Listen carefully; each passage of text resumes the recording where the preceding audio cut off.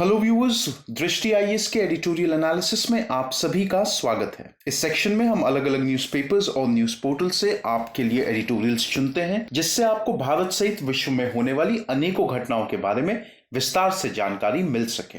Dear viewers, इस section में हम सबसे पहले दिए गए एडिटोरियल को यूपीएससी सिलेबस से लिंक करते हैं, उसके बाद कुछ इंपॉर्टेंट की पॉइंट्स और अंत में कुछ इंपॉर्टेंट कॉन्सेप्ट्स जो यूपीएससी एग्जामिनेशन के पर्सपेक्टिव से जरूरी हैं उन्हें देखते हैं। डियर व्यूअर्स, हम आशा करते हैं कि दृष्टि आईएएस की तरफ से लिए गए इस इनिशिएटिव को आप काफी पसंद करेंगे और आपके सुझाव हमारे लिए अत्यंत महत्वपूर्ण हैं। तो कृपया कमेंट सेक्शन में अपने सुझाव जरूर दें। तो चलिए बिना किसी देरी के शुरू करते हैं आज का एडिटोरियल एनालिसिस।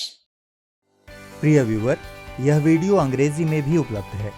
देखना चाहें तो आप हमारे इंग्लिश चैनल दृष्टि आईएएस इंग्लिश पर जाएं। आपकी सुविधा के लिए इस वीडियो के डिस्क्रिप्शन में इंग्लिश वीडियो का लिंक भी दिया गया है। आज का एडिटोरियल द हिंदू न्यूज़पेपर से लिया गया है, जो 27 अक्टूबर 2020 को प्रकाशित हुआ है। आज के एडिटोरियल का शीर्षक है द शेड ऑफ ग्रे। यदि आज के एडिटोरियल को हम समराइज करें तो हम ये कह सकते हैं कि पाकिस्तान के पास अगले 4 महीनों में एफएटीएफ की शर्तों की पूर्ति करने के अतिरिक्त अन्य विकल्प मौजूद नहीं है। इस एडिटोरियल में हम लोग देखेंगे एफएटीएफ के बारे में और किस तरीके से पाकिस्तान यदि एफएटीएफ द्वारा कही गई जो 6 मैंडेटरी पॉइंट्स हैं, यदि उनको पूरा नहीं करता तो किस तरह से अभी जो उसकी प्रेजेंट सिचुएशन है एफएटीएफ में वो ग्रे लिस्ट की है, और यदि शर्तों की पूर्ति नहीं होती है तो ग्रे लिस्ट से उसको ब्लैक लिस्ट में डाल दिया जाएगा। इसके बारे में जानकारी प्राप्त करेंगे। यदि एडिटोरियल को यूपीएससी सिलेबस से लिंक करें तो हम उसे जीएस पेपर 2, जिसमें पॉलिटी, गवर्नेंस, कॉन्स्टिट्यूशन और मूलतः इंटरनेशनल रिलेशंस वाले सेगमेंट से जोड़ करके देख सकते हैं। आज के एडिटोरियल के कुछ प्रमुख बिंदु। पेरिस में अवस्थित प्रहरी संस्था financial action task force FATF द्वारा पाकिस्तान को ग्रे लिस्ट में बनाए रखने का निर्णय निश्चय ही इमरान खान सरकार के लिए निराशाजनक है। देखिए, पिछले हफ्ते एफएटीएफ की जो मीटिंग हुई है उसमें पाकिस्तान को ग्रे लिस्ट में ही बनाए रखने का जो फैसला लिया गया है वो एक तरीके से इमरान खान सरकार के लिए बहुत बड़ा सेटबैक है, एक निराशाजनक कदम है। उनके मंत्रिमंडल ने आत्मविश्वास जताया था कि 27 में से 21 अनिवार्य कार्रवाई बिंदुओं में सफलता के साथ पाकिस्तान को ग्रे लिस्ट, जो आतंकी वित्त पोषण और मनी लॉन्ड्रिंग गतिविधियों का निगरानी क्षेत्राधिकार है, से बाहर निकाल दिया जाएगा। अब यहां पे ये बात समझने वाली है कि एफएटीएफ ने 27 इंडिकेटर्स बनाए थे और उन 27 इंडिकेटर्स के थ्रू एक 10 एक्शन प्लान, एक 10 एक्शन प्लान जो था उसका निर्माण किया था। इन 27 इंडिकेटरों में से पाकिस्तान ने 21 इंडिकेटरों में सुधार किया, लेकिन जो बचे 6 इंडिकेटर थे उसमें अभी भी कार्रवाई की गुंजाइश बाकी थी। तो जो इमरान खान सरकार के जो कई सारे मंत्रीगण थे उनका मानना यह था और काफी आत्मविश्वास से उनका कहना यह था कि क्योंकि इमरान खान सरकार ने 27 में से 21 अनिवार्य कार्रवाई बिंदुओं पर कार्य किया है तो पाकिस्तान को जो है वो ग्रे लिस्ट से निकाल दिया जाएगा। बट ऐसा हुआ नहीं। इस निर्णय के प्रभाव में पाकिस्तान को अपने बाजारों पर और ऋण ले सकने की अपनी क्षमता पर फरवरी 2021 की अगली एफएटीएफ बैठक तक अंतर्राष्ट्रीय सख्ती या नियंत्रण का सामना करना पड़ेगा। देखिए, अब क्योंकि पाकिस्तान अभी भी एफएटीएफ की ग्रे लिस्ट में है तो कहीं ना कहीं पाकिस्तान जिन ऋणों की उम्मीद रख रहा है, ऋणों को मिलने में पाकिस्तान को भी समय लगेगा। साथ ही साथ कई और भी सारे असर जो हैं वो पाकिस्तान के बाजारों में देखने को मिल सकते हैं। पाकिस्तान से अपेक्षा की गई थी कि इस अगली बैठक तक वह शेष 6 लंबित विषयों पर भी एफएटीएफ की शर्तों का अनुपालन सुनिश्चित कर ले। इस्लामाबाद के लिए अधिक चिंताजनक स्थिति यह बनी है कि 39 सदस्यों वाले एफएटीएफ में तुर्की एकमात्र अन्य देश था जिसने पाकिस्तान को ग्रे लिस्ट से बाहर निकालने पर बल दिया था और सुझाव दिया था कि एक एफएटीएफ टीम द्वारा ऑन साइट दौरे के साथ अंतिम 6 बिंदुओं पर पाकिस्तान को दोषमुक्त किया जा सकता है। अब देखिए, जब तक अगली बैठक नहीं होती है एफएटीएफ की तब तक पाकिस्तान को ग्रे लिस्ट में ही रहना पड़ेगा। लेकिन उससे बड़ी जो चिंताजनक बात है पाकिस्तान के सामने वो ये है कि एफएटीएफ के जो 39 मेंबर स्टेट्स हैं उसमें से एकमात्र तुर्की ऐसा देश था जिसने इस बात पर जोर दिया कि एफएटीएफ की एक टीम बनाई जाए और उसको पाकिस्तान भेजा जाए और उस टीम से रिपोर्ट ली जाए कि ये जो 6 बिंदु, ये जो 6 इंडिकेटर्स हैं, जिसकी बात यहाँ पे की गई है उसमें किस तरह से कार्य हुआ है, अगर हुआ है तो कितना बेहतर कार्य हुआ है, और यदि वो सही पाया जाता है तो पाकिस्तान को ग्रे लिस्ट से निकाल दिया जाए, मगर ऐसा हो नहीं पाया। यहां पे ये बात भी देखने वाली है कि पाकिस्तान के जो बहुत पुराने समर्थक रहे हैं जैसे कि चाइना, सऊदी अरब, मलेशिया, इन देशों ने भी इस प्रस्ताव का समर्थन नहीं किया। अब आगे बढ़ने से पहले जरूरी है कि हम थोड़ी सी जानकारी FATF के बारे में प्राप्त कर लें। देखिए, FATF एक इंटर गवर्नमेंटल बॉडी है जिसकी स्थापना सन 1989 में जो G7 समिट थी पेरिस में चल रही थी उसके अंदर उस समय इस FATF का एस्टैब्लिशमेंट किया गया था। देखिए, FATF का जो प्रमुख ऑब्जेक्टिव है वो है पूरे तरीके से मनी लॉन्ड्रिंग और जो टेररिस्टों की जो फाइनेंसिंग होती है उसको पूरे तरीके से खत्म करना। अपने इस ऑब्जेक्टिव को अचीव करने के लिए FATF जो है वो कई सारे स्टैंडर्ड्स सेट करता है और कई सारी ऐसे लीगल मेजर्स, रेगुलेटरी मेजर्स का इंप्लीमेंटेशन करता है जिसकी वजह से ये मनी लॉन्ड्रिंग और टेररिस्ट फाइनेंसिंग वाली जो समस्या है जो कि पूरे के पूरे विश्व की शांति और सुरक्षा के लिए एक बहुत बड़ा खतरा है उसे खत्म किया जा सके।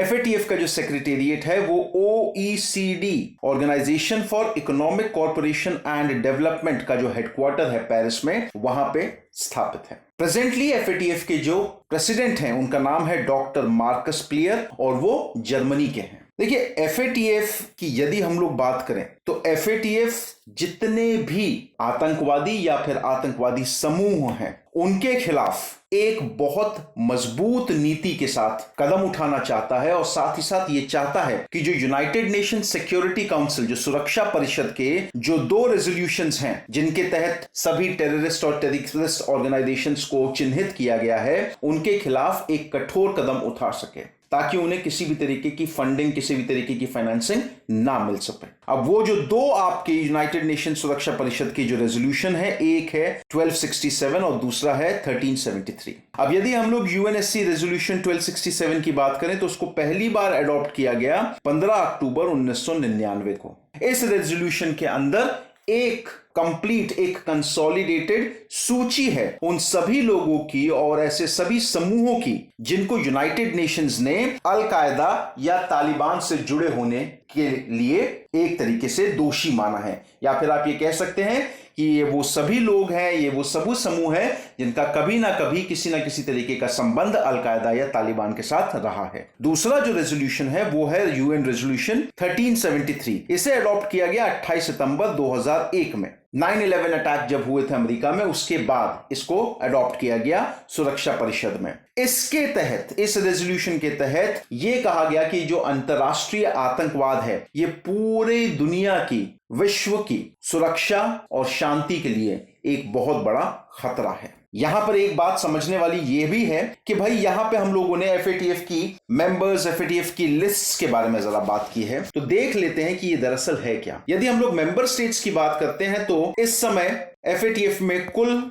37 मेंबर हैं और 2 रीजनल कॉर्पोरेशंस हैं या रीजनल ऑर्गेनाइजेशंस हैं। भारत भी FATF का एक सदस्य है। FATF की 2 लिस्टें होती हैं, एक होती है जिसका नाम है ग्रे लिस्ट और एक होती है जिसका नाम है ब्लैक लिस्ट। यदि मैं ग्रे लिस्ट की पहले बात करूं तो ग्रे लिस्ट में हम लोग उन सभी कंट्रीज को शामिल करते हैं जिनको एक तरीके से बहुत सुरक्षित स्थान माना जाता है, जो ऐसे स्थान जो टेरर फंडिंग को सपोर्ट करते हैं, उन देशों से जहां से मनी लॉन्ड्रिंग बड़े आराम से की जा सकती है, उन सभी देशों को FATF की ग्रे लिस्ट में शामिल करते हैं। यदि हम लोग ब्लैक लिस्ट की बात करते हैं तो ब्लैक लिस्ट को एक और अन्य नाम से जाना जाता है जिसका नाम है NCCT। NCCT का मतलब है नॉन कोऑपरेटिव कंट्रीज और टेरिटरीज। ब्लैक लिस्ट में शामिल जो देश होते हैं उनके लिए यह पुख्ता तौर पे कहा जाता है कि भाई ये जो देश हैं ये पूरे तरीके से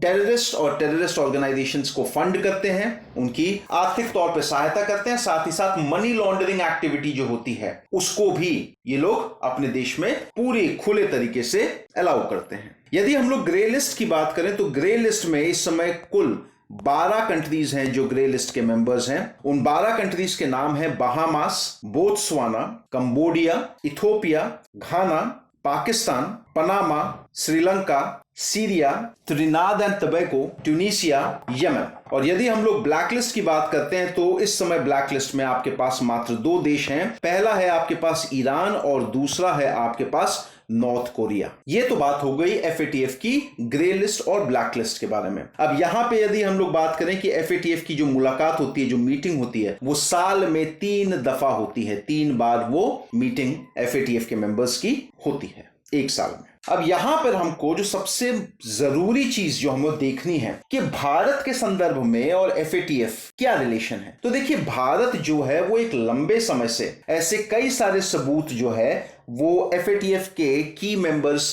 जो हैं उनके साथ शेयर करता आ रहा है, और उन सबूतों से भारत में होने वाले नारकोटिक या फिर आप कह सकते हैं जो नार्को टेरर, मतलब वो पैसा जो नारकोटिक्स से कमा करके टेररिज्म की ओर लगाया जाता है, जो नार्को टेरर केसेस जो हैं और जिनका सीधा सीधा ताल्लुक पाकिस्तान में बैठी हुई सिंडिकेट्स के साथ हैं, उनके कई बार भारत जो है वो लगातार एक लंबे समय से सबूत जो है पाकिस्तान के खिलाफ प्रस्तुत करता चला आ रहा है। अब यहां पर हमें यह देखना है कि भाई जो 6 प्रमुख बिंदु जो रह गए हैं जिनके चलते पाकिस्तान अभी भी ग्रे लिस्ट में है, वो दरअसल क्या हैं। इस परिदृश्य में पाकिस्तान के पास अगले 4 महीने में शेष 6 शर्तों की पूर्ति करने के अतिरिक्त अन्य कोई विकल्प मौजूद नहीं है। इन 6 विषयों में यूनाइटेड नेशन सुरक्षा परिषद द्वारा प्रतिबंधित आतंकवादियों और आतंकवादी समूहों के विरुद्ध और अधिक कार्रवाई करना, इन प्रतिबंधित संगठनों से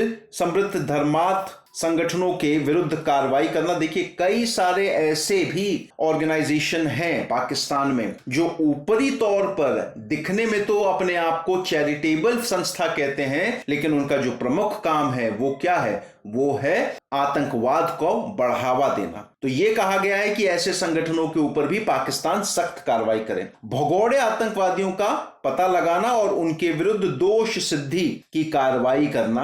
आतंकवाद रोधी अधिनियम के अंतर्गत एंटी टेररिज्म एक्ट, ये 1997 का एक्ट है। देखिए, पाकिस्तान ने एक चालाकी करी। पाकिस्तान ने कई सारे आतंकवादी जो अलग अलग आतंकवादी संगठनों से जुड़े हुए थे उनको हिरासत में तो लिया, लेकिन उनको हिरासत में लिया maintenance of public order act के तहत, जो कि एक ढुलमुल सा एक्ट है। हालांकि जो जरूरी एक्ट होता वो होता आपका एंटी टेररिज्म एक्ट 1997। तो यहां पे ये कहा जा रहा है कि आतंकवाद रोधी अधिनियम के अंतर्गत प्रतिबंधित संस्थाओं की सूची को संशोधित करना और मादक पदार्थों एवं तस्करी के माध्यम से आतंक के वित्त पोषण के अन्य चैनलों पर भी नकेल कसना शामिल है। तो मतलब पाकिस्तान को इन सभी गतिविधियों के ऊपर एक बहुत बेहतरीन कार्रवाई करनी पड़ेगी, तब जाकर के पाकिस्तान को FATF की ग्रे लिस्ट से बाहर निकाला जा सकता है। वर्तमान परिदृश्य की यदि हम लोग बात करें तो हम लोग ये कहेंगे कि भाई देखिए, ऐसा इस वर्ष तीसरी बार ऐसा हुआ है जब पाकिस्तान को FATF ने ये कहा है कि भाई आप अभी भी ग्रे लिस्ट में ही बने रहेंगे। और देखिए, एक बात ये ऐसा माना जा रहा था कि पिछले साल सितंबर 2019 में ये कार्यकाल खत्म हो जाता और शायद पाकिस्तान को तभी ही ब्लैक लिस्ट में डाल दिया जाता, लेकिन ऐसा हुआ नहीं। लगातार पाकिस्तान को चांस दिए गए। अब चांस देने के पीछे एक कारण ये भी है, ऐसा माना जा रहा है कि भाई 27 में से 21 ऐसे बिंदु हैं जिन पे पाकिस्तान ने काम किया। मतलब कहीं ना कहीं पाकिस्तान भी प्रेशर जो है वो महसूस कर रहा है। अंतरराष्ट्रीय दबाव पाकिस्तान के ऊपर भी बहुत है, इसलिए पाकिस्तान ने कुछ कार्रवाई की है जो सही तौर पर FATF की नजरों में एक अच्छा कदम बताया जा रहा है। एक बात यहां पर यह भी है कि देखिए, पाकिस्तान को ग्रे लिस्ट में बने रहने की वजह से कई सारे नुकसानों को भी उठाना पड़ सकता है। मूलतः 2 आपको एग्जाम्पल दूंगा। पहला एग्जाम्पल, IMF से पाकिस्तान ने लगभग $6 बिलियन की मांग करी थी, लेकिन IMF ने उस राशि को घटा करके पाकिस्तान को दिया।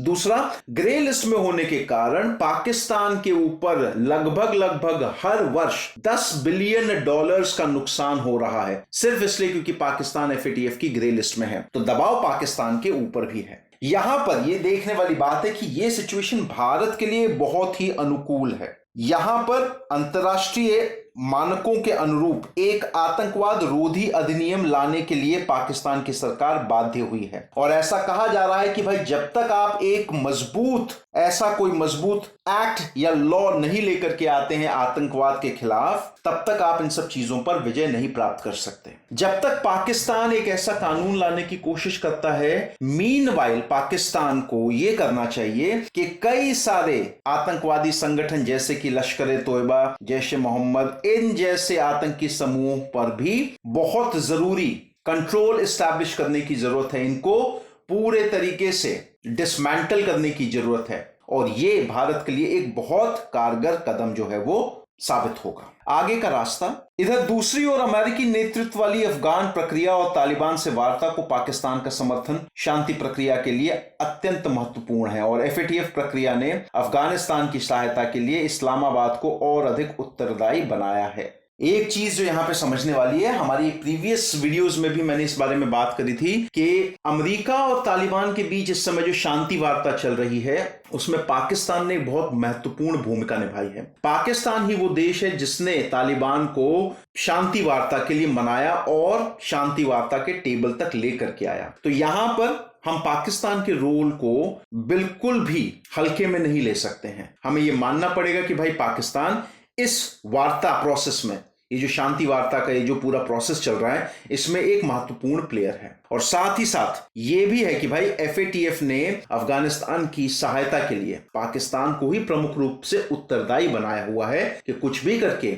ये जो शांति वार्ता है तालिबान और अमरीकियों के बीच में ये सफल हो। यह देखना अभी शेष है कि इन कार्रवाइयों के साथ सीमा पार आतंकी समूहों को समर्थन और आश्रय देने के पाकिस्तान के रवैये में कोई स्थायी परिवर्तन आता है या नहीं। सबसे बड़ी बात ये देखना होगा कि भाई ये जितने भी पाकिस्तान इनिशिएटिव्स लेगा ये सब के सब शॉर्ट टर्म गोल होंगे, छोटे समय के लिए होंगे, कि लंबे समय तक हम देखेंगे कि ये जो इनिशिएटिव्स हैं पाकिस्तान के ये बरकरार रहते हैं। ये सबसे बड़ी बात है। भारत का अंतिम लक्ष्य केवल इन समूहों के हमले से मुक्ति पाना भर नहीं है, बल्कि पाकिस्तान को इस समझ के साथ आतंकी अवसंरचना को पूरी तरह से नष्ट करते हुए देखना है कि ऐसा करना स्वयं पाकिस्तान के हित में। देखिए, पाकिस्तान एक ऐसा देश है जो लंबे समय से अपनी गलतियों के कारण अब भुगत रहा है। भारत की यदि हम लोग बात करें तो भारत का एम केवल इतना नहीं है कि हमारे यहां पे आतंकवादी हमले खत्म हो जाए, नहीं। भारत का पूरा एम यह है कि पाकिस्तान में जितना भी है जो आतंकवादियों के लिए इंफ्रास्ट्रक्चर डेवलप हुआ है, इस पूरे इंफ्रास्ट्रक्चर को